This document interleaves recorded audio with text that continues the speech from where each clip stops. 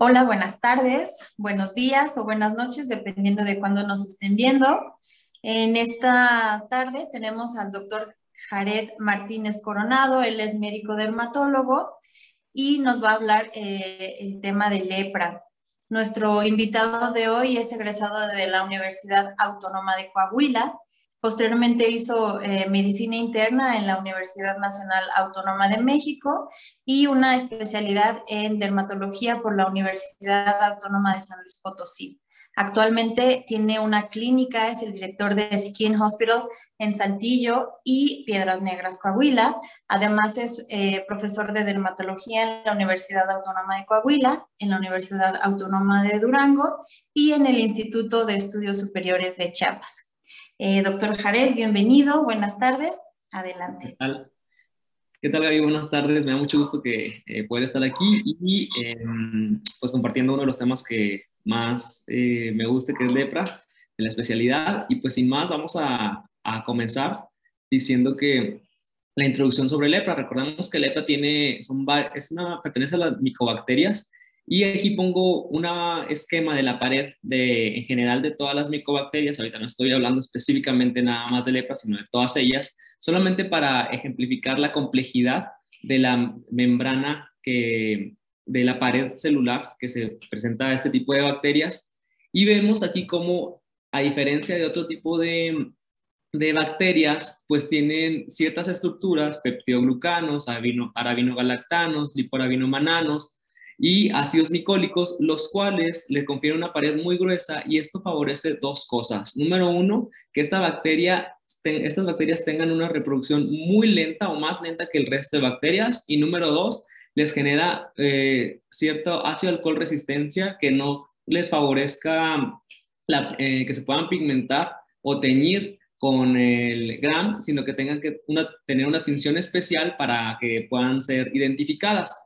Y aquí quiero aprovechar en este esquema para ver cómo estas proteínas transmembranas, las cuales están ejemplificadas con la E, si toda la A sería la membrana plasmática. Aquí tenemos unas proteínas transmembranas, las cuales están conformadas por estas proteínas asociadas a la pared plasmática y a la pared celular, que se le conocía como PPD, que es de donde obtenemos pues lo que conocemos como PPD, que para la intradermorreacción, en el caso de la tuberculosis. Pero bueno, en caso de lepra también hay otras intradermorreacciones que vamos a ver más adelante. Tenemos que las micobacterias pueden en general dividirse según Runyon en cuatro grupos: en el grupo uno, 2, 3 o 4. Esto va a ser, Runyon los clasificó de acuerdo a la velocidad de crecimiento y a la capacidad de producir pigmentos en la presencia o ausencia de luz.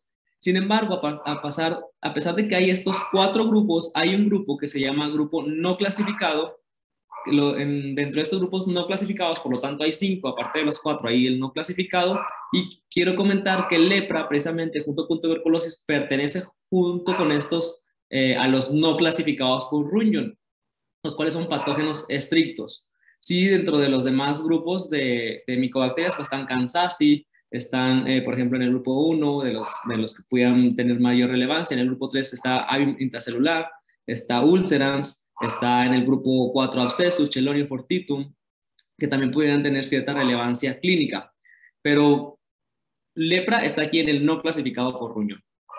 Ahora, para tener un poquito de encontrar la diferencia entre lepra y tuberculosis, pues si bien hay que saber la tinción, ya comentamos que tiene una tinción específica lepra, la cual es fitefaraco, es la principal en lepra, a diferencia de tuberculosis, que es con Ciel-Nielsen, sabiendo que lepra es una bacteria intracelular obligada, a diferencia de tuberculosis, que puede crecer de forma extracelular también. La lepra es cultivable, a diferencia de perdón, es no cultivable, a diferencia de la lepra, la cual sí la puedes cultivar. Habitualmente lepra crece a temperaturas más bajas, perdón, 33 grados centígrados, es decir, en áreas más frías, a diferencia de tuberculosis, que es a 37.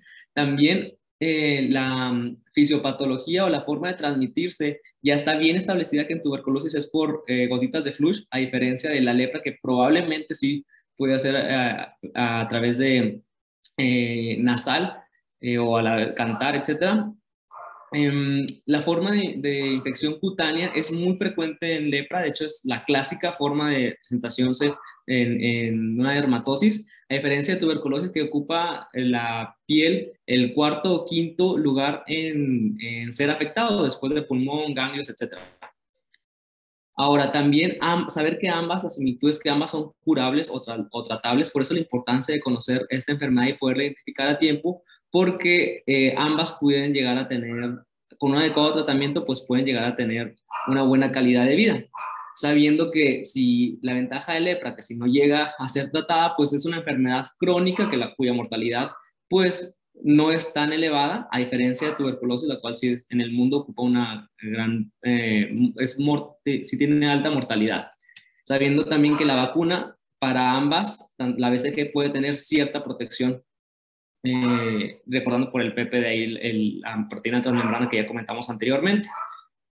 Para resumir, lepra va a ser un patógeno intracelular obligado no cultivable, va a ser un bacilo ácido alcohol resistente muy débil, es decir, se tiñe muy poquito con Ciel-Nielsen, como vemos aquí en la imagen, casi ni siquiera se alcanza a ver, por no decir que no se alcanza a ver nada, pero si vemos cuando se tiñe con fitefaraco, vemos todas estas lobias, todas estas estructuras como puntilleo, lo cual nos habla de que aquí está la Mycobacterium leprae, que esta Mycobacterium leprae se presenta sobre todo en zonas frías y que es la única bacteria que afecta a los nervios, en específico a las células de Schwann y macrófagos intraneurales, y que es muy importante ir conociendo que la inmunidad del paciente es la que va a determinar el cuadro clínico que va a presentar la persona afectada. Más adelante lo vamos a ir viendo. En cuanto a epidemiología, lepra es la primera causa de neuropatía infecciosa. Si quisiéramos hablar de todos los tipos de neuropatía, bueno, la primera sería por diabetes, la segunda en el mundo sería lepra. Y también algo que tenemos un concepto, una definición que deberíamos de conocer es que la eliminación de lepra se dice que es cuando hay menos de un caso por cada 10,000 personas. Entonces, más o menos cada quien podemos ir haciendo el ejercicio en nuestro estado o en nuestra ciudad. ¿A qué se refiere si en nuestro estado se está ya eliminada o no la lepra, sabiendo que eliminación, dijimos, no es que haya 0 casos de lepra en el país o en el estado, sino teniendo como definición menos de un caso por cada 10,000 personas. Afecta tanto a hombres como a mujeres, sin embargo, en hombres va a ser más frecuente la variante lepromatosa, que más adelante vamos a ver los cuadros clínicos, y en mujeres va a ser más frecuente la variante tuberculosa o la presentación clínica tuberculosa. Hay 2 picos de edad. Si bien se puede presentar a cualquier edad, se presenta sobre todo de 10 a los 15 años, y hay otro pico de los 30 a los 60 años, y esta es una enfermedad cosmopolita, que quiere decir que se presenta en todo el mundo. No hay una parte en la que no se presente lepra. Sí es cierto que hay en unas más que en otras, o que en unas ya se considera eliminada, pero aún así, como quiera, puede haber ciertos casos de ella. Vamos a empezar a ver este mapa a nivel mundial, y si observamos, vamos a ver aquí cómo México se encuentra con este color, el cual si lo agrandamos vemos cómo es menos de 1 por cada 10,000 habitantes. Esto, de acuerdo a la definición operacional, nos habría decir que en México está eliminada la lepra, pero bueno, se lo pongo entre comillas, ¿verdad? Porque ya dijimos que como quiera hay casos. Pero bueno, también la verdad es que esta es una bibliografía pues no tan reciente, del 2012, entonces pues sí valdría la pena que ahí en casa nos lleváramos la tarea de revisar si hay, según la Organización Mundial de la Salud, si hay un nuevo mapita en el que esté más actualizado, y a lo mejor no sé si estemos aún con más o menos casos. Pero bueno, esto es a nivel mundial. Aprovecho esta tabla para que veamos cómo hay otros sitios en los que se presentan más, y los clásicos son siempre Brasil, la India y casi todo África, es donde más lo llega a ver. Si vemos como hay otros sitios en donde los datos no están reportados, o que no hay detección, pero bueno, muy poquitos casos en los que haya 0 casos reportados. Pero fíjense cómo es una enfermedad, dijimos, cosmopolita. Esto es hablando a nivel internacional, pero a nivel Latinoamérica, bueno, América, vamos a ver cómo aquí el total de nuevos casos, eh, México está en el color gris, este gris como más o menos intermedio, lo cual nos dice que por nuevos casos hay al año, perdón, hay 100 a 999 casos al año detectados nuevos. Esto también ya es del 2015 esta información. Entonces, también para que sepamos, pues que a pesar de que en teoría está eliminada, pues sí puede haber desde 100 hasta 999 casos reportados anualmente. Y hablando de México ahora, pues vamos a tener que aquí en México hay tres focos principales. Un foco que se llama centro occidental, un foco que se llama peninsular y otro foco que se llama nororiental. Aquí lo importante de conocer es que el foco principal es el centro occidental, en específico en Sinaloa. Sin embargo, fíjense cómo afecta este foco a varios otros estados como Guerrero, Nayarit, Jalisco, Michoacán, Guanajuato, Sonora, Colima, Querétaro, Ciudad de México, Durango, bueno, Aguascalientes y Zacatecas. Es decir, está un focote, por así decirlo. Entonces también vale la pena identificar a nuestro estado para saber en cuáles de estos focos se encuentra. Por ejemplo, aquí Coahuila no pertenece en específico a ningún foco, pero eso no significa que no lo haya. También lo hay, nada más que son como los focos que se han identificado epidemiológicamente a nivel nacional. Otra cosa que vale la pena comentar aquí a nivel nacional es que en México el tipo más frecuente es la lepra lepromatosa, a diferencia de otras partes del mundo en el cual es la lepra tuberculosa habitualmente, pero aquí es la lepra lepromatosa. Vamos a clasificar la lepra de varias formas. Nosotros cuando adquirimos la lepra, se dice que la adquirimos de una forma indeterminada. Y va a ser el cuadro o el sistema inmunológico ver qué tan inmunocompetente o inmunodeficiente esté el paciente. Va a ser la inmunidad la que nos va a decir hacia dónde vamos a avanzar. La adquirimos la lepra y siempre la adquirimos de una forma indeterminada. Sin embargo, podemos evolucionar hacia varios polos. Si nuestra inmunidad está normal o aumentada, vamos a avanzar hacia la lepra tuberculoide, hacia este polo. Sin embargo, si nuestra inmunidad está disminuida, vamos a avanzar hacia el polo lepromatoso, es decir, vamos a evolucionar a una lepra lepromatosa. Sin embargo, hay ocasiones en las que nuestra inmunidad está más o menos bien, vamos a avanzar en ese caso a un borde tuberculoso, o hay veces que está más o menos mal, o sea, más o menos deficiente, vamos a avanzar hacia un borde lepromatoso. Pero hay otras ocasiones en que está más o menos, ni más o menos aumentada, ni más o menos disminuida, como que ahí la lleva, entonces avanzamos a un border. Esto, dependiendo de si es indeterminada, tuberculoide, lepromatosa o border, pues va a tener una u otra forma de manifestarse. Esto que acabo de comentar es las manifestaciones crónicas de la lepra en la piel. Sin embargo, ahora vamos a ver las manifestaciones agudas, las que son inmediatas en la piel. Lo vamos a identificar a través de dos tipos de reacciones, una reacción tipo 1 o una reacción tipo 2. La reacción tipo 1 tiene dos formas de manifestarse. Una forma de reversa, que quiere decir que es aquel paciente que está en el borde lepromatoso, es decir, tiene la inmunidad disminuida. Cuando ese paciente tiene la inmunidad disminuida, pero poco a poco la empieza a recobrar, va a empezar a avanzar hacia el polo tuberculoide. Y a la hora de avanzar de la lepra lepromatosa a la lepra tuberculoide, se dice que tiene una reacción de reversa y tiene una forma de manifestarse. También, si el paciente estuviera en el borde tuberculoide, es decir, con su inmunidad normal o aumentada, y de pronto empezara su inmunidad a disminuir, va a tener una reacción tipo 1 también, pero esta reacción se llama reacción de degradación, que significa que va del borde tuberculoide al borde lepromatoso. Es decir, la reacción tipo 1 significa que va de un borde a otro o de uno a otro, de un polo a otro, perdón, ya sea de que se haya recobrado o disminuido la inmunidad. Esa es la reacción tipo 1. Y la reacción tipo 2 se presenta solamente en el borde lepromatoso o en el border o en el polo lepromatoso, y esta tiene tres formas de manifestarse que más adelante lo vamos a ver.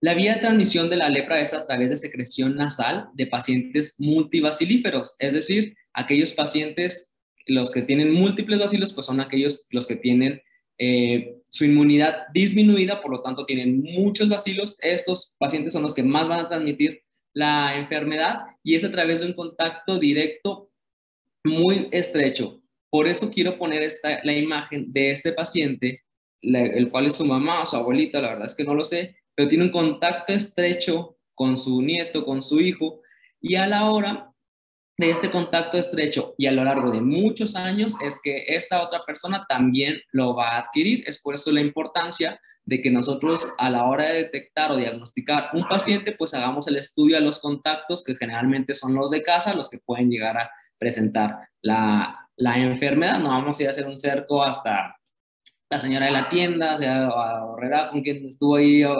conviviendo, porque es alguien que sea en contacto muy estrecho, ¿ok?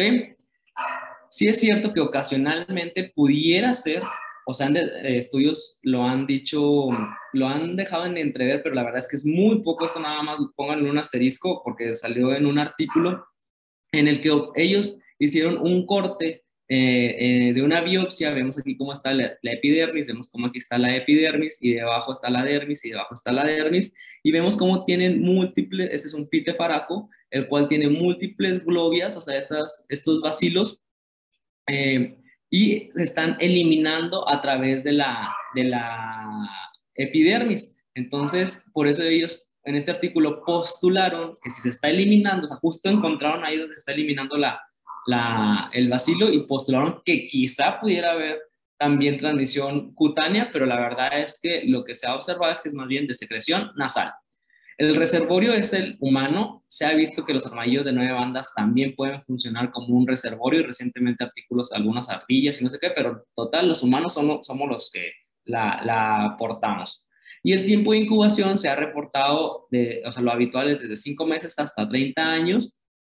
En promedio de 4 a 10 años necesitamos un contacto estrecho para poder adquirir la enfermedad.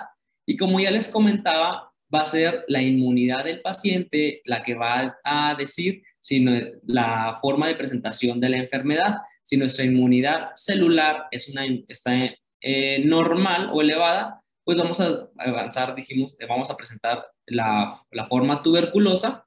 Y si nuestra inmunidad más bien la que predomina es la humoral, pues vamos a estar en el borde lepromatoso. Cada uno con la participación de ciertas citocinas. En el borde tuberculoso pues van a estar sobre todo la interleucina 2, interferón gamma, y en el lepromatoso sobre todo la interleucina 4 y 10, pero hay muchas otras más que también pueden llegar a participar dependiendo del polo en el que estemos.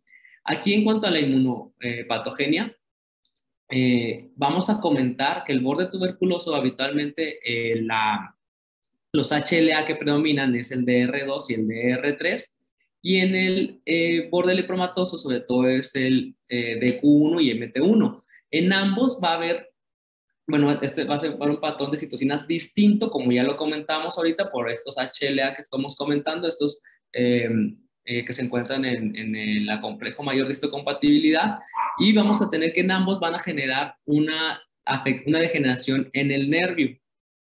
En el polo tuberculoide, la forma en la que se va a afectar el nervio es que va a haber una degeneración waleriana, y en la lepromatoso va a haber una degeneración axonal. La degeneración axonal va a ser sobre todo porque van a haber bacilos, los cuales van a generar destrucción de las vainas de mielina, y también porque hay macrófagos en su interior, a diferencia de la degeneración que vemos en el polo tuberculoide, que es más bien por compresión, por inflamación, por neoformación de vasos en el endoneurio y por tener un endotelio inmaduro.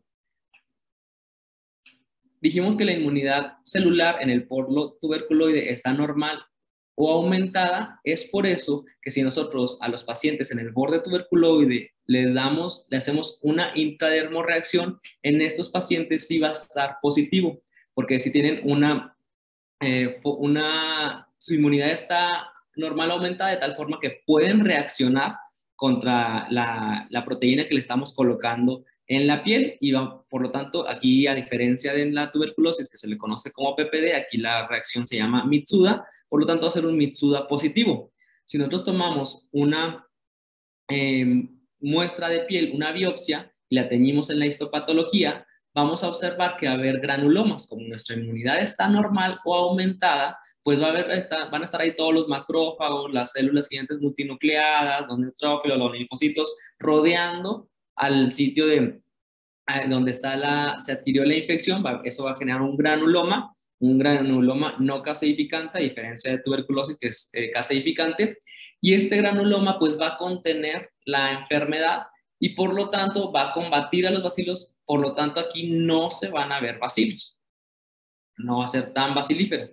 A diferencia del borde lepromatoso, que aquí como la inmunidad que predomina es la humoral y la celular está disminuida, pues aquí van a estar los macrófagos, van a empezar a fagocitar al bacilo, y a la hora de estar fagocitando y fagocitando estos macrófagos con muchos bacilos en su interior, se van a conocer como células de Virchow. Por lo tanto, este polo vamos a tener Mitsuda negativo, porque no tiene suficiente inmunidad para reaccionar en la intradermorreacción, y además vamos a tener en la histopatología no granulomas como en el polo tuberculoide, sino vamos a tener múltiples células de Virchow, que dijimos que son macrófagos con bacilos en su interior. En los polos, en los border, pues vamos a tener medio Mitsuda positivo, medio Mitsuda negativo, medio que entre granulomas, medio que células de Virchow, pues porque la inmunidad dijimos que está más o menos. El patrón de citocinas que va a predominar en el polo tuberculoide, ya dijimos que es TH1, y en el borde lepromatoso es un TH2. Si hubiera una reacción de reversa, es decir, que de tipo 1, es decir, que avanza del polo lepromatoso, donde la inmunidad está disminuida, a un borde tuberculoide, es decir, que empieza a recuperar la inmunidad, pues aquí se va a presentar un tipo de hipersensibilidad. Si recordamos los 4 tipos de hipersensibilidad de Helicums, pues sería un tipo 4, es decir, aquel que está mediado por células, y esto es por una mejoría inmunitaria. La reacción tipo 2, la reacción lepromatosa, aquí lo que se va a presentar es un Helicum tipo 3. Esto porque se presentan anticuerpos contra la superficie del bacilo, formando complejos, y estos llegan a presentar este tipo de reacción tipo 3. Ok, entonces, resumiendo, la baciloscopía va a estar positiva, o sea, donde sí vamos a tener bacilos. No, aquí la baciloscopía es diferente a la que hacemos en la tuberculosis, que la hacemos, no sé, de vías aéreas superiores. Ahorita vamos a ver más adelante dónde la vamos a adquirir aquí en lepra. Pues la baciloscopía va a ser positiva en el polo lepromatoso, que son los pacientes bacilíferos. Mitsuda va a ser positivo en el borde tuberculoso, y nada más mencionar otra reacción que se llama, recordar que Mitsuda se mide a los 21 días, a diferencia del PPD que se mide a las 2 o a los 3 días, y saber que aquí en Mitsuda lo que nosotros nos va a indicar va a ser, indica resistencia y sirve para pronóstico y clasificación, no sirve como diagnóstico, ¿ok?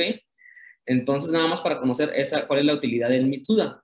Y nada más lo quiero comentar como un dato histórico, que hay otro tipo de reacción que se llama reacción de Medina, y lo quiero comentar como un dato histórico porque fue pues un mexicano quien lo comentó, la cual se mide a las 4 o 6 horas y se presenta bastante positiva en la lepra lepromatosa, sobre todo en la forma difusa, pero pues esta la verdad es que no tiene tanta utilidad clínica.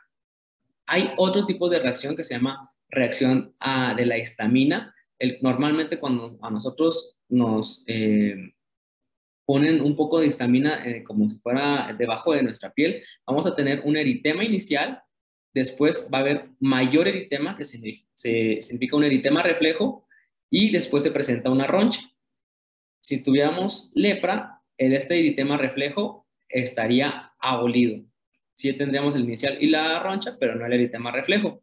Y hay otra forma de medir, que son anticuerpos contra el glucolípido fenólico, el cual está aumentado en la lepra lepromatosa y en la reacción de reversa. De todas estas formas es en las que nosotros podemos detectar y diagnosticar lepra, pero más adelante vamos a ver cómo hacemos en realidad el diagnóstico. La clínica, bueno, dijimos que inicia de una forma indeterminada, pero hay ocasiones en las que se presenta un poquito antes. Vamos a ver cosas bien, poco específicas. Por ejemplo, puede iniciar con asimetría de las aperturas palpebrales. O sea, ¿quién se va a andar fijando que si tiene un ojillo más abierto que otro, más cerrado? O sea, la verdad es que es en una forma muy inespecífica, pero así es como puede llegar a iniciar. Separación del dedo meñique, o sea, nada que ver también esta forma en la que nosotros lo podemos iniciar. Son datos muy sutiles y ya después hay adelgazamiento e isquemia. Esto se llama lepra infantil de Wilson, cuando se tiene pero es una forma muy inespecífica y no sé cómo se alcanzaron a dar cuenta de esto, pero bueno, así es como puede haber. Y después ya se presenta la forma indeterminada en la piel. La forma indeterminada en la piel se presenta en forma de manchas hipocrómicas, es estar un poquito más claritas, anestésicas, es decir, la sensibilidad está disminuida, y están anhidróticas, no sudan por ahí. Esto se llama, se le conoce también, puede conocer como signo de la mugre de Castañeda, que quiere decir gente que andaba con los pies descalzos, así, se les pegaba el sudor de todos lados, menos de ahí. O sea, ahí no había mugre. Y pueden ser únicas o múltiples estas placas. Esta es la forma indeterminada.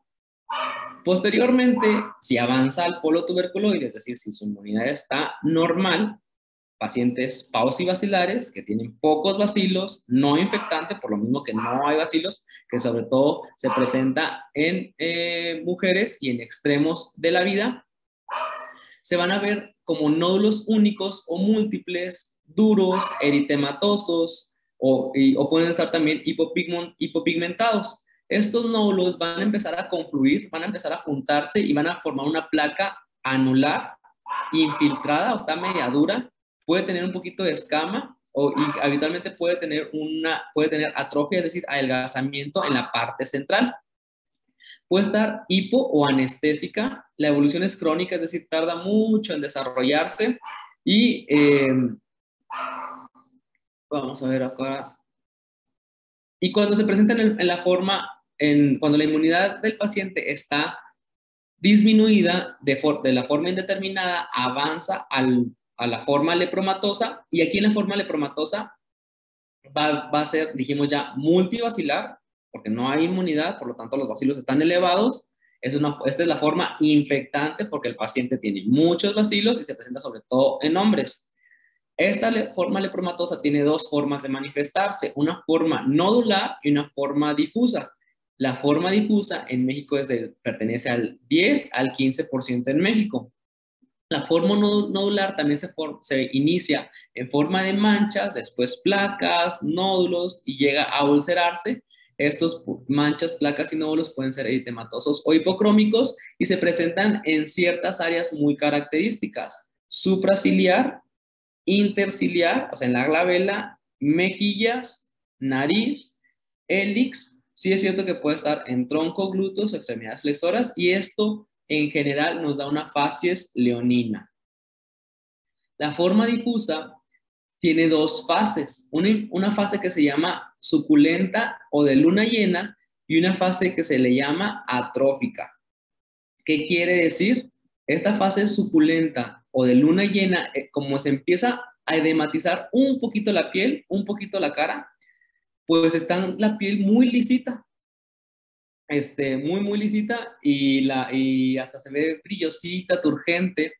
La piel, se llegan a borrar las arrugas. De hecho, yo me acuerdo que hay un capítulo de House, en que House de repente hace cosas así como que súper, súper raras, y pusieron a un paciente que se veía muy joven.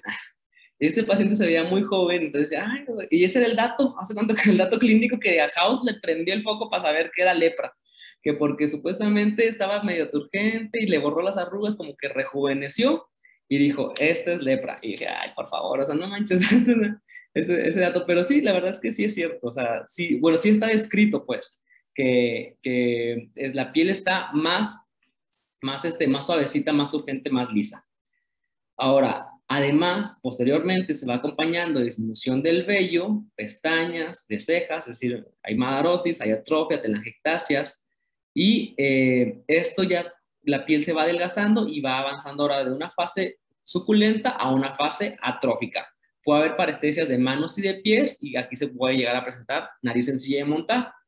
Y los polos, los border, el borde tuberculoso o de otra, dependiendo qué predomine más, pues si está en el borde tuberculoso, pues medio se va a parecer al tuberculoide; si está medio en el borde lepromatoso, pues medio se va a parecer al lepromatoso. Si está en el borde, pues va a agarrar características de aquí y características de allá.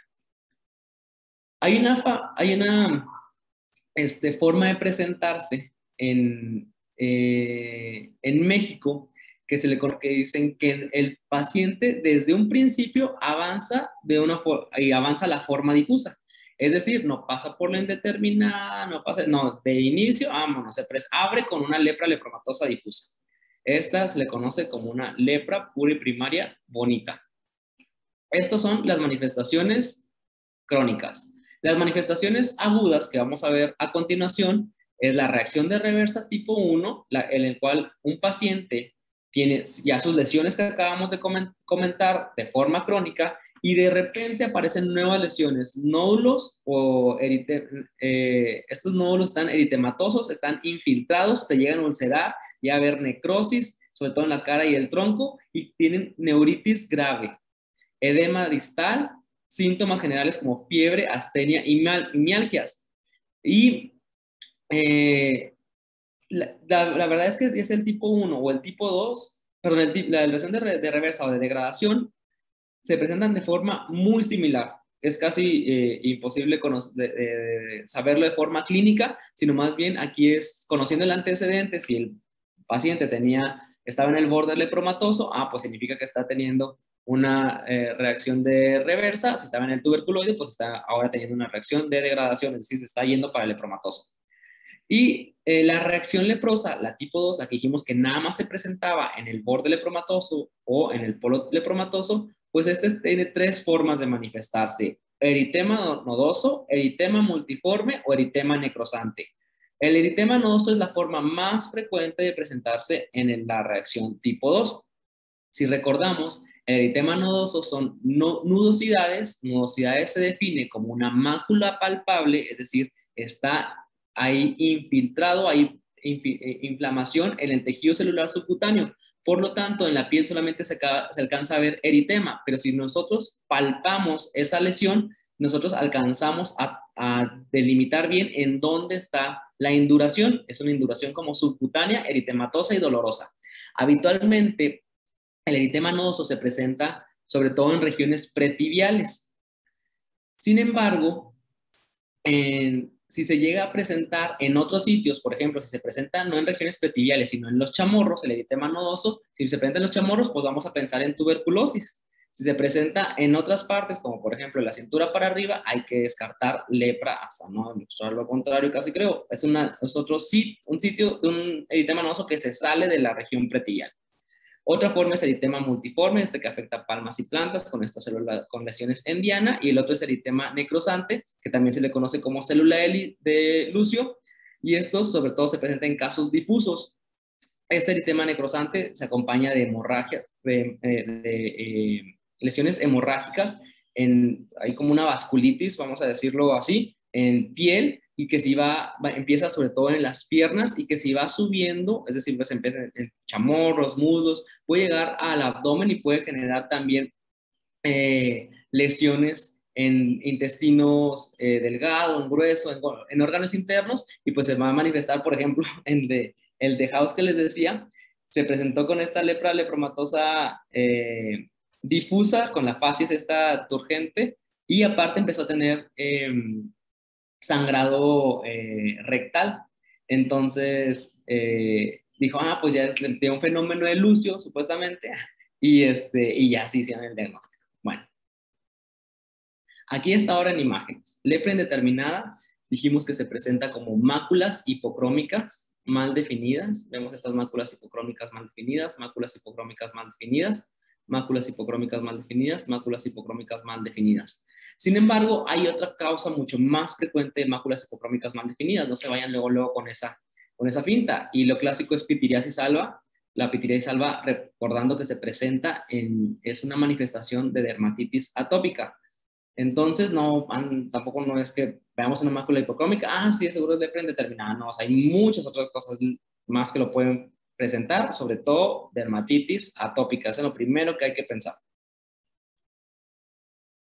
Lepra tuberculoide dijimos que era más bien un nódulo que empezaba a confluir, eritematoso, infiltrado, como lo vemos aquí, el cual va empezando conforme va creciendo, va dejando una lesión anular en el centro una placa atrófica, en el centro una placa atrófica, medio está aquí, medio anular, y en el centro un poquito deprimido.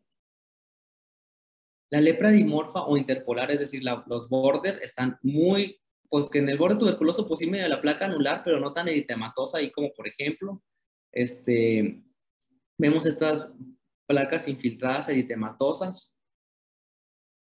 El border, pues esta manchilla, pues ni hipocrómica, ni hipercrómica, ni eritema, ni nódulo, como les digo, súper difícil de sospechar. De hecho, un paciente, justo como esta imagen, igualititito, me lo mandó un paciente, un amigo de Tijuana, me lo mandó por imágenes y le habían tomado, un amigo dermatólogo me hizo favor de tomarle biopsia allá. Y la verdad es que lepra fue lo último que pensé. Pensé en otras cosas, menos en lepra. Le tomamos la biopsia, no tenía bacilos, pero se les hizo el estudio molecular y ahí es donde salió positivo el de lepra. Entonces, yo tenía la paciente años. Como les digo, se piensan en otras cosas antes que pensar en eso, pero si no lo tenemos en mente, menos lo vamos a pensar. Y el borde tuberculoso también, igual, vemos ahí lepromatoso, vemos su maculita, super, hipocrómica, muy mal definida, y si no te orienta mucho. Estos casos de border son muy difíciles y más bien es una alta sospecha las que nos va a hacer pensar en que pueda tener este tipo de lepra.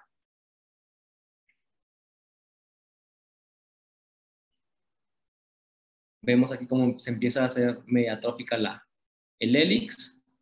Y la lepra lepromatosa, ahora sí el borde lepromatoso, pues si fuera nodular, dijimos que hay estos nódulos, sobre todo en región interciliar, supraciliar, en la nariz, que da esta fase, dijimos, leonina, con esta pérdida de las cejas, pérdida de las pestañas, puede tener también sus lesiones en el resto de la piel. Y la forma difusa, vemos aquí esta fase, esta sería una fase turgente, suculenta, vemos cómo está lisa, brillosa, no hay, pierden la cola de las cejas, pierden las pestañas, es decir, hay madarosis. Vemos esta fase leonina, nada más para que lo veamos un poquito más de cerca. Madarosis, nódulos, sobre todo supraciliares, ciliares, interciliares, en las mejillas, en las regiones malares, pérdida de la cola de las cejas, vemos acá en los cachetes también como puede haber esta manifestación de la lepra cuando llega a infiltrar todo esto. Si nosotros tomamos una biopsia, dijimos que esta es bacilífera, por lo tanto vamos a encontrar muchos bacilos ahí. Vemos la fase suculenta, vemos la fase suculenta, el hélix normal, turgente, y después como esta misma persona tuvo un hélix atrófico. Eso es lo que las dos fases de la lepra difusa. Vemos reacción tipo 1. Este es un paciente que ya tenía lepra y de forma súbita empezó con nuevas máculas, con úlceras. Por lo tanto, dijimos que es una reacción de reversa, una reacción tipo 1. Dijimos que tanto de reversa como de degradación se presenta exactamente igual, pero es nada más un paciente que ya tenía lepra y empezó de forma súbita con nuevas lesiones. Y vemos en la reacción tipo 2, el eritema nodoso, les dije que son nudosidades, las cuales se salen de la región pretibial, es decir, de la cintura para abajo, lepra hasta no demostrar lo contrario.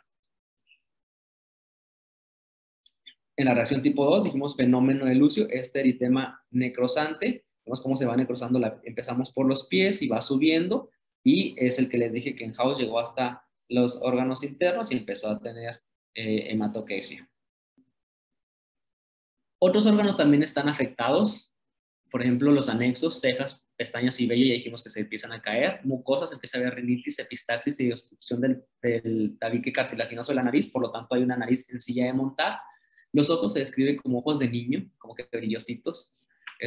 nódulos en los párpados, iritis, conjuntivitis, y de lo que se llega a afectar más también, dijimos que son los nervios, neuritis hanseníana. Del cubital nos va a generar muchas quemaduras, como hay disminución de la sensibilidad, el paciente empieza a agarrar la taza de café, el sartén, está caliente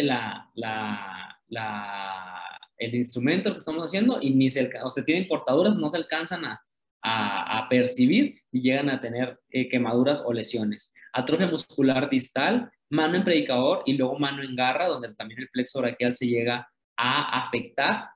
Puede haber ensanchamiento de los nervios, como el auricular mayor, es decir, se alcanzan inclusive hasta palpar, o el cubital, o el ciático propito externo. Si nosotros hacemos una palpación muy profunda, alcanzamos a sentir cómo están inflamados.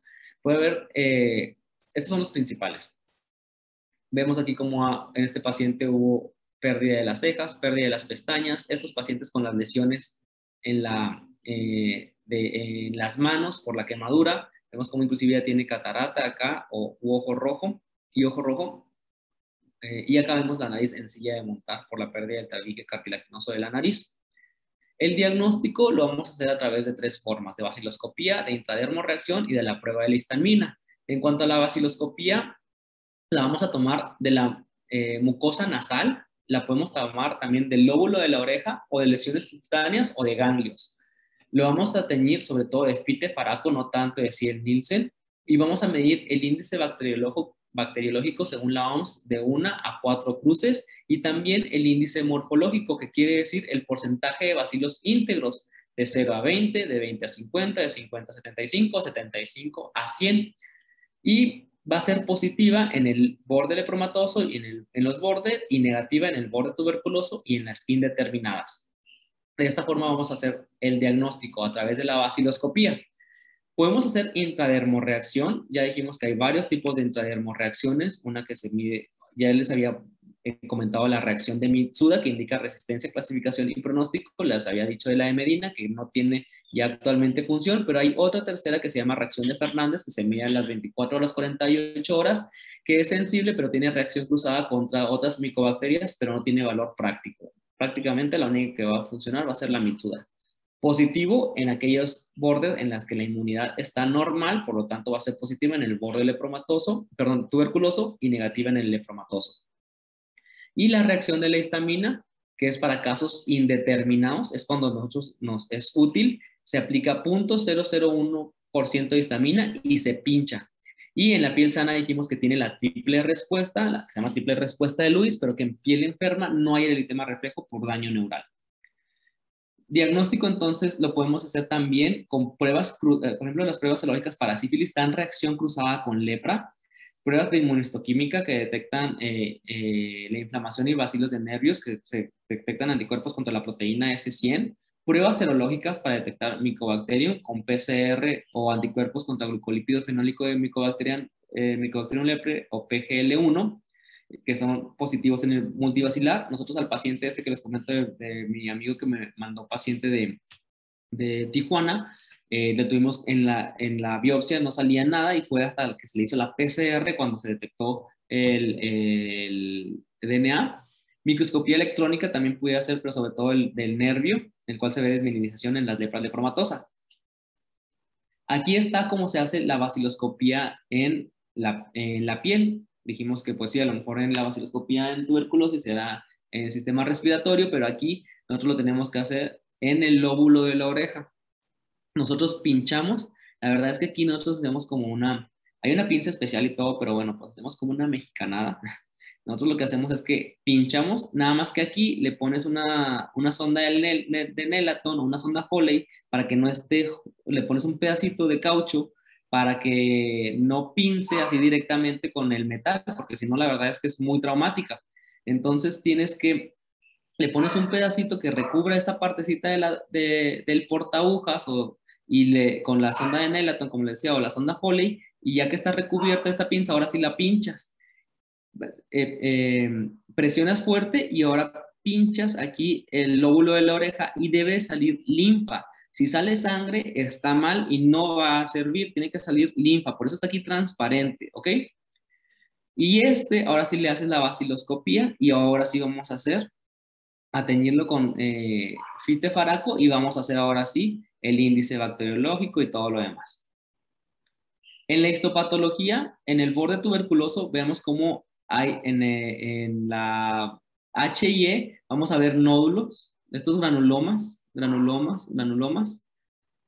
En el fitefaraco vamos a ver este granuloma y si nos fijamos, no hay ningún bacilo adentro. Bueno, medio que hay uno ahí. A diferencia de la lepra lepromatosa, en el cual no hay granulomas, está todo difuso, pero vamos a ver múltiples bacilos. Eh, Estos, cuando se agrupan, se le conoce como globias. En los polos indeterminados, pues fíjense cómo medio, si vamos de polo tuberculosis a lepromatoso, vemos como el nódulo cada vez va viendo menos nódulos, pero va habiendo también cada vez más bacilos. Se presentan estas células gigantes multinucleadas, también pueden llegar a, son no patognomónicas, porque hay muchas otras enfermedades que también lo llegan a presentar, pero también es algo que nosotros podemos identificar, esta unión de múltiples macrófagos generando estas células gigantes multinucleadas. Aquí están las células de Virchow o células espumosas, por eso le conoce así, como parece que tienen espumita, y cuando en el HIE, y vemos ahora sí en el fitefaraco cómo están múltiples bacilos dentro de ellas. El tratamiento, por último, depende mucho si el paciente es multivacilar o si es paucivacilar. Por eso a lo mejor tanto mi insistencia y tanto estar ahorita moleste y moleste de que este tiene inmunidad aumentada, este tiene inmunidad disminuida, este mitsuda positivo, este granuloma. O sea, ¿por qué? Porque el tratamiento precisamente depende de eso. Va a ser para los multivacilares, es decir, para los lepra lepromatosa, borde lepromatoso o borde tuberculoso, según va a ser distinto de acuerdo a la National Hansen Disease Program o de acuerdo a la Organización Mundial de la Salud. Aquí les pongo los dos esquemas, el cual ambos se les da Dapsona, ambos se les da rifampicina y ambos se les da clofazimina. Varía en el tiempo. Dapsona uno lo da por 24 meses, otro por 12 meses. Rifampicina uno lo da por 24 meses, otro lo da también por 12 meses. Clofazimina, uno lo da por 24 meses y otro por 12 meses, pero aquí también varía en la dosis. Estas son las formas en que debemos de tratar la multivacilar, de acuerdo al esquema que nosotros decidamos tratar. Las paucivacilares, es decir, la lepra lepromatosa o la lepra indeterminada, también de acuerdo a uno u otro esquema, vamos a dar nada más Dapsona y rifampicina. En la National Hansen Disease Program por 12 meses, en la Organización Mundial de la Salud por 6 meses.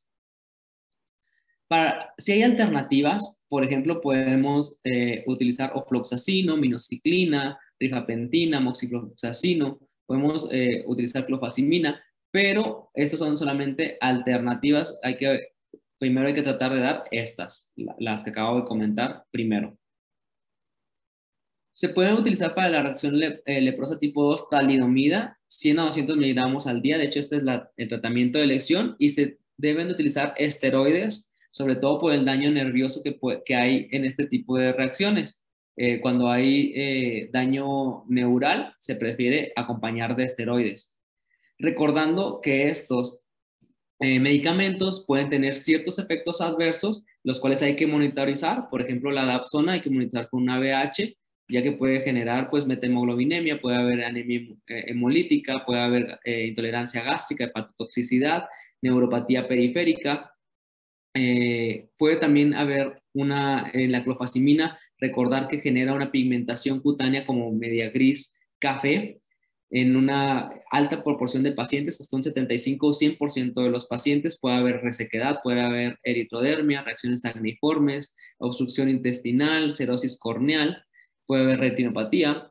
En la rifampicina, recordar que hay que estar monitorizando con las PFH debido a que puede generar hepatotoxicidad, también BH, trombopenia, falla renal aguda, nefritis, osteomalacia, entre otras muchas cosas más, como también un síndrome similar a la gripa, vómito, diarrea. Entonces sí hay que estar, sí hay que conocer cuáles son los efectos adversos, pues para estar al pendiente de ellos. Y por último quiero mostrar en imágenes. estas imágenes observamos cómo con el tratamiento, este paciente con facies leonina, veamos cómo evolucionó y cómo hubo mejoría de clínica de la enfermedad. Y no nada más eso, sino también hay una mejoría histológica. Este paciente estaba en una borde lepromatoso, por lo tanto, había muchas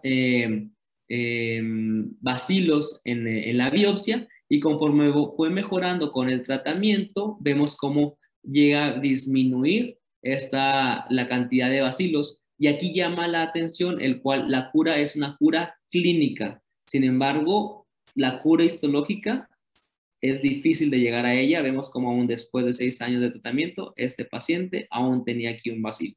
¿De acuerdo? Y pues eso es lo que tengo por decir el día de hoy para tener una mayor idea. Aquí lo importante también es, como les comentaba, poderlo sospechar, poderlo refrescar en nuestra memoria esta enfermedad, pues porque si no lo sospechamos, si no lo tenemos presente, nunca lo vamos a diagnosticar, y por lo tanto de avanzar a una fase en vez de retroceder en cuanto a la cantidad de casos en México, pues vamos a estar avanzando cada vez más si no lo llegamos a diagnosticar a tiempo. Y aquí no lo comenté, pero hace poquito, bueno, hace como unos 2 años aquí en Saltillo, nos hicieron una entrevista en uno de los periódicos locales, porque precisamente este reportero estaba haciendo un reportaje sobre la vida que llevan los pacientes de lepra aquí en México, específicamente aquí en Coahuila, en Saltillo, y se vio como también su calidad de vida están todavía muy estigmatizados algunos de estos pacientes. Por lo tanto, sí valdría la pena tener en mente también esa parte, la parte psicológica, tratar de quitar el estigma que muchos de ellos pueden llegar a tener, pues que es una enfermedad en la cual se puede convivir con ellos y no amerita aislarlos como antes los tenían solamente en un leprosario o en algún aislados que no podían ni siquiera entrar, o mucho antes en las iglesias o cosas así, o tenía que tener ahí al que le está anunciando por donde va pasando la persona para que nadie se les acercara. Eso también valdría la pena tenerlo en mente, y pues tratar también de erradicarlo en nuestra sociedad. Claro, muchísimas gracias, doctor. De hecho, eso es algo que quisiera preguntarte. Para nosotros que atendemos pacientes en el hospital, en caso de sospecha de un paciente con lepra, ¿qué tipo de aislamiento se requiere? Bueno, la verdad es que un aislamiento así como tal, la verdad es que sería un aislamiento respiratorio, pues, pero no que el paciente, no que como ahora como el COVID, que tenemos y todos protegidos, y no, porque para que nosotros con el contacto ese que tenemos ahí, pues ponte una mascarilla y ya, pero por la del COVID, porque para infectarnos necesitamos una gran cantidad de estar conviviendo con ellos. Ya vimos que hasta 4 o 10 años de estar conviviendo con él, y pues por 15 minutos que estemos ahí enfrente de él no nos va a pasar nada. Claro, eso es algo bien importante que hay que recordar porque luego tenemos miedo de los pacientes que tienen manchas sospechosas, ¿no? Y realmente, aunque los toquemos o aunque estemos con ellos, no nos van a contagiar. O sea, sí necesitamos ese periodo de exposición prolongado, usualmente intradomiciliario, y se cree que puede ser 10 años, ¿no? De contacto para poder contagiarte de lepra. Entonces, sin aislamiento hospitalario. Y ahí tenemos el ejemplo de la Madre Teresa de Calcuta. Andaba ahí con ellos y no se contagió. Por último, de acuerdo a lo que nos comentaba, doctor, de las zonas donde tenemos que tomar las muestras, a nosotros en nuestra jurisdicción sanitaria nos solicitan que se haga en una laminilla y se pongan las 3 muestras, ¿no? La de la lesión, la del lóbulo y de la mucosa nasal. Entonces, si tuviéramos algún paciente con sospecha de lepra, la jurisdicción a través también del CAICES nos pueden apoyar a hacer esta toma de muestras y que realmente no se nos escape ningún paciente porque pues sí es importante darles el tratamiento y el seguimiento. Sí, sobre todo recordar que esta la haríamos cuando estamos pensando en el borde lepromatoso, ¿verdad? Si estamos pensando en el borde tuberculoso, pues no vale tanto la pena hacerla. Sí, Sí, es poco rescatable, ¿verdad? sí lo podríamos hacer como ejercicio, pues, o pudiéramos encontrar, pero la verdad es que es poco probable que nos vaya a salir positiva, y pues ahí tenemos las otras alternativas: hacer el Mitsuda, hacerle la biopsia, la PCR, y en la biopsia más bien encontrar los granulomas en vez de la bacteria, ¿sale? Va, pues doctor, muchísimas gracias por su participación, por su apoyo con esta presentación. A nombre de la doctora Alejandra Arellano Cermeño, que es nuestra directora en el Hospital General de Silao, le damos las gracias y en breve estaremos haciéndole llegar su constancia. Muchísimas gracias, un gusto estar aquí. Linda tarde. Igualmente, bye.